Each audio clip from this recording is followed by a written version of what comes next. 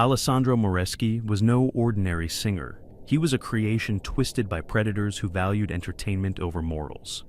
People saw him as almost angelic, a man with a pure, haunting voice that stayed high and unchanging, even as he aged. But behind that beautiful voice was a darker truth most people didn't understand.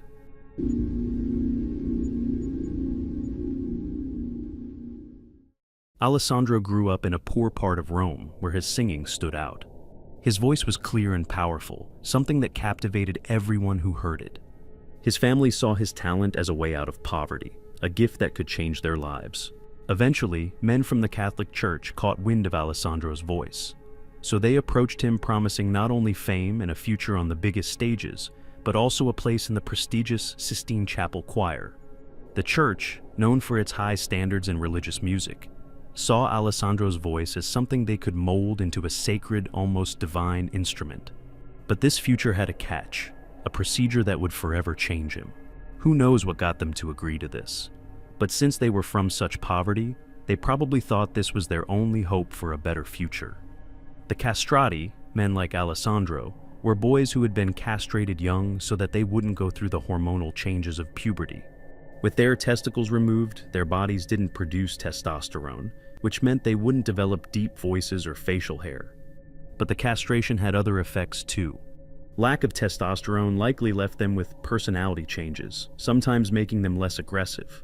It's even possible it caused chronic depression, leaving them with an emotional burden that could last a lifetime. The procedure itself was brutal. They would try to make the boys unconscious by either compressing the carotid artery or giving them a narcotic like opium. Many didn't survive, accidentally overdosing or even dying from too much pressure on the artery. Alessandro was one of the few who survived, and his voice stayed locked in its high pitch. For that, people admired him, but it cost him a life of normalcy. As Alessandro got older, he didn't grow like other boys. When neighbors asked why, his parents would say he'd been bitten by a pig, a common excuse among castrato families to avoid suspicion. This cover story was something his family leaned on, maybe even feeling guilty for it.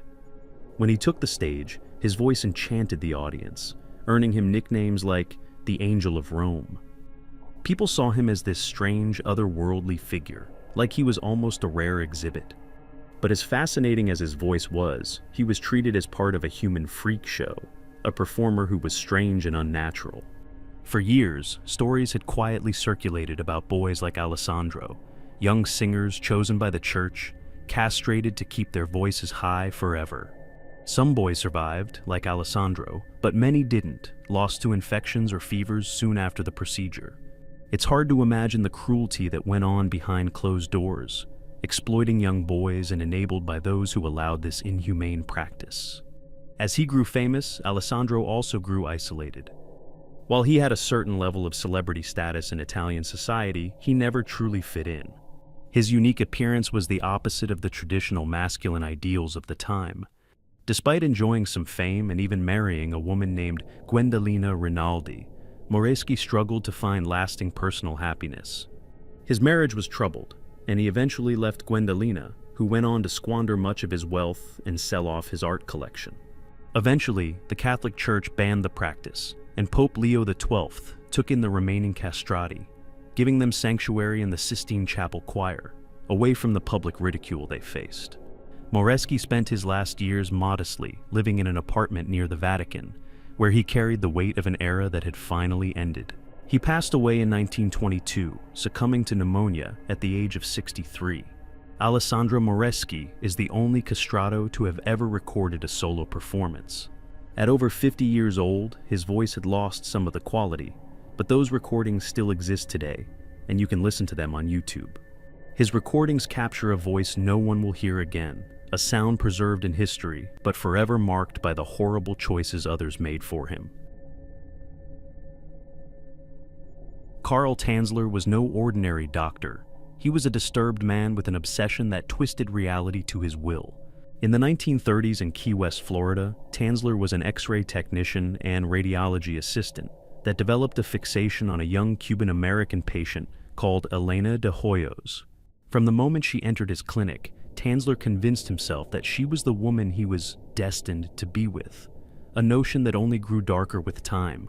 Some accounts suggest Tanzler left his wife and children when he emigrated to Florida, abandoning any sense of commitment or responsibility. What is certain is that his fixation on Elena led him to behave erratically, devoting himself to her despite their brief interactions.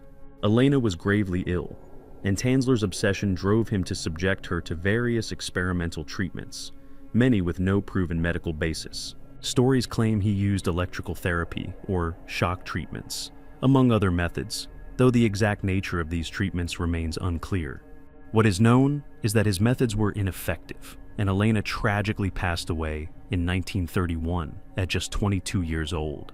Her family, poor and grieving, had her buried in accordance with their means. Tanzler, however, offered to pay for a mausoleum, ensuring he would be the only one with a key. This wasn't out of respect for her memory, but rather to keep her under his control. He visited her body constantly, leaving gifts and lingering in morbid fascination. Tanzler would visit her every night, reportedly singing her favorite Spanish songs and speaking to her spirit, claiming to hear her voice communicating with him, urging him to rescue her from the grave. Soon his delusion escalated. In 1933, Tanzler stole her corpse from the mausoleum under the cover of night, transporting it back to his home using a small wagon. What followed was a series of grotesque actions as he attempted to preserve her remains, each method more disturbing than the last. Using piano wire to bind her bones, Tanzler created a makeshift skeleton to hold her decaying body together. He replaced her decomposing eyes with glass eyes, attempting to reconstruct her skin with wax-soaked silk cloth as it continued to decay. When her hair fell out, he fashioned a wig from it, and to maintain her form, he stuffed her body cavity with rags. There are accounts describing Tanzler's other preservation methods, including the infamous mention of a paper tube being inserted into her body, a detail that has contributed to the morbid fascination surrounding the case. To mask the smell of decay, he used perfume, disinfectants, and preservatives, turning his home into a grotesque shrine to his sick fixation.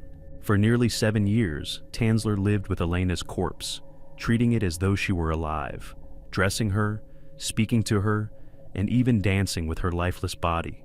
Some neighbors reported seeing him dancing with her through the window, fueling rumors that began to circulate around town.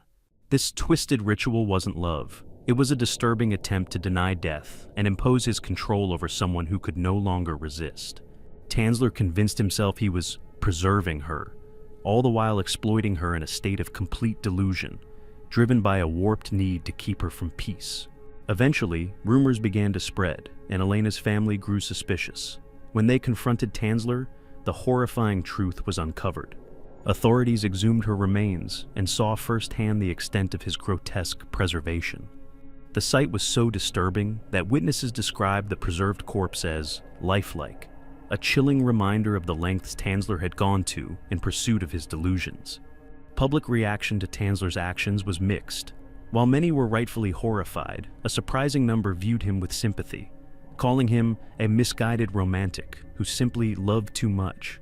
Despite the outrage, Tanzler faced little legal consequence due to the statute of limitations, and Elena's remains were finally reburied in an undisclosed location to prevent further desecration.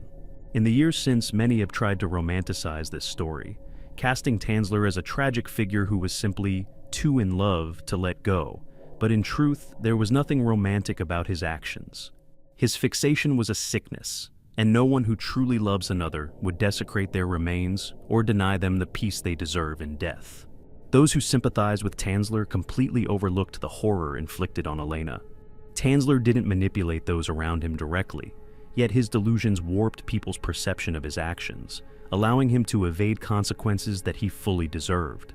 The only person who ever warranted sympathy in this story was Elena, who was denied dignity in both life and death, a victim of a sick man's twisted obsession. Gail was just 39 years old when she passed in 2004, but the state in which she was found remains unforgettable. Living in Stuart, Florida, she had once lived a relatively normal life like many others. She shared a home with a man called Herman Thomas. She referred to him as her husband, but there was no legal record of their marriage ever existing. She also had a brother, Clifford, who visited occasionally, but her life began to spiral out of control after suffering 2 severe leg fractures. After suffering the second incident, she became overwhelmed by fear of injuring herself again, so she stopped going outside. This led to her spending all her time sitting on her sofa, a place that would eventually become a prison. As months turned into years, Gail became more and more immobile. Herman said he had tried to help her stand, and often encouraged her to leave the couch, but said she refused every time. He fed her daily and cared for her in small ways, but his actions ultimately enabled her condition. Their inability to seek proper help left Gail trapped in a cycle they couldn't seem to get out of. Her lack of movement took a heavy toll on her body. Gail's weight ballooned to 478 pounds, a dangerous weight for her petite 4'10" frame. She became unable to care for even her most basic needs. Without access to a bathroom, she relieved her bodily functions on the couch itself, leaving it soaked in human waste. The stench and filth became overwhelming, yet nothing changed. And over time, her skin began to fuse with the fabric of the sofa. Medical professionals later speculated that this could have happened due to prolonged immobility or a chemical reaction between her skin and her waist. Whatever the cause, the result was horrifying. Gail and the couch had become one.